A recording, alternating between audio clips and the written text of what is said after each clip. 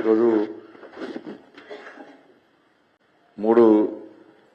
నాలుగు ముఖ్యమైన విషయాలతో ప్రాధాన్యతగా కూడిన రోజు ఈరోజు.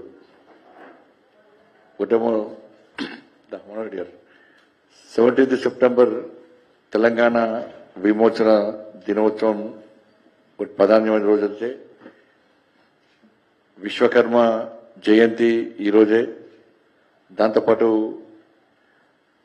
గణేష్ నిమజ్జనోత్సవం కూడా ఈరోజే. దాంతోపాటు మాకు కూడా ముఖ్యమైన రోజు మా ప్రియతమ ప్రధాని శ్రీ నరేంద్ర మోడీ గారి యొక్క జన్మదినం కూడా ఈ రోజే కావడం, ఈ 4 ప్రాధాన్యతతో కూడినటువంటి రోజు కావడం చాలా సంతోషం. ఈ సందర్భంగా నరేంద్ర మోడీ గారికి తెలంగాణ రాష్ట్ర ప్రజల తరఫున హృదయపూర్వక జన్మదిన శుభాకాంక్షలు తెలియజేస్తూ, నరేంద్ర మోడీ గారి ప్రభుత్వం కేంద్రంలో ఏర్పడ్డ తర్వాత ఎన్నికల ముందు ఏవైతే హామీలు ఇచ్చిన హామీలు నెరవేర్చే ప్రయత్నం చేయడం, హామీలు ఇవ్వకుండా కూడా అభివృద్ధి లక్ష్యంగా, ఈ దేశంలో పేద ప్రజల బాగు చేయడమే లక్ష్యంగా అన్ని వర్గాల ప్రజలను ఇవాళ ఆలోచించి వాళ్ళ క్షేమం కోసం వాళ్లకు అన్ని విధాలు ఆదుకునే ప్రయత్నం చేయడమే లక్ష్యంగా ముందుకు సాగుతున్న ప్రభుత్వం నరేంద్ర మోడీ గారి ప్రభుత్వం. రైతు కానీ, వ్యవసాయ విషయంలో కానీ, దాంతోపాటు విద్యాపరంగా కానీ అన్ని రకాల్లో, విద్య, వైద్య, వ్యవసాయ రంగం పరంగా అన్ని రంగాల్లో కూడా అన్ని రంగాలను అభివృద్ధి చేస్తూ వాటికి సరిపడా బడ్జెట్ కేటాయిస్తూ వాటిని అభివృద్ధి చేయడమే లక్ష్యంగా ముందుకు సాగుతున్న ప్రభుత్వం నరేంద్ర మోడీ గారి ప్రభుత్వం. దానిలో ముఖ్యంగా కొన్ని విషయాలు ఉదయం కిషన్ రెడ్డి గారు అన్ని విషయాలు చెప్పడం జరిగింది. దానిలో ముఖ్యంగా కొన్ని విషయాలు మీ ముందుంచే ప్రయత్నం చేస్తాం. పీఎం కిసాన్ సమ్మాన్ నిధి 17వ విడత 9.3 crores మంది రైతులకు 20,000 కోట్ల రూపాయలను పంపించడం జరిగింది.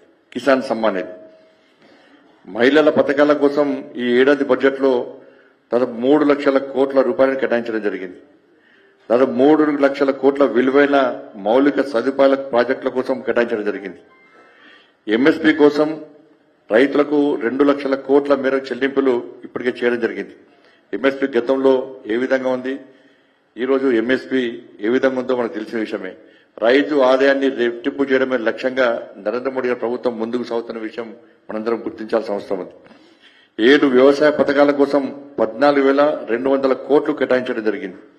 2.35 lakhs స్వయం సహాయక సంఘాల్లో 26 లక్షల మహిళలకు 5,000 కోట్ల విలువల బ్యాంకు రుణాలను కూడా లోన్స్ రూపేణా కూడా మంజూరు చేయడం జరిగింది.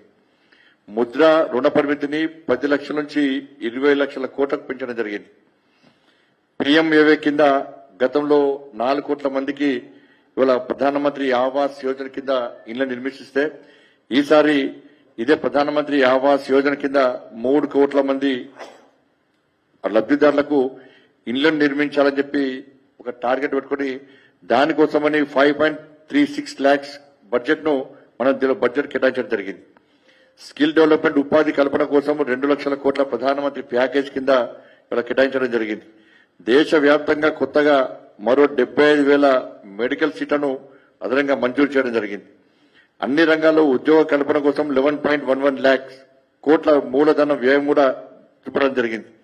ప్రధానమంత్రి జన్ జాతీయ ఉన్నత గ్రామ అభియాన్ కింద 63,000 అంటే 63,000 గ్రామాల్లో 5 కోట్ల మందికి ప్రయోజనం చేకూరే విధంగా చేపట్టడం జరిగింది.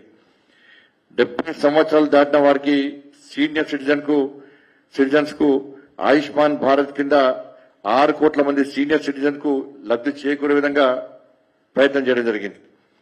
బంగారం, వెండిపై కస్టమ్స్ సుంకాన్ని 6%, ప్లాటినంపై 6.4% తగ్గించడం జరిగింది.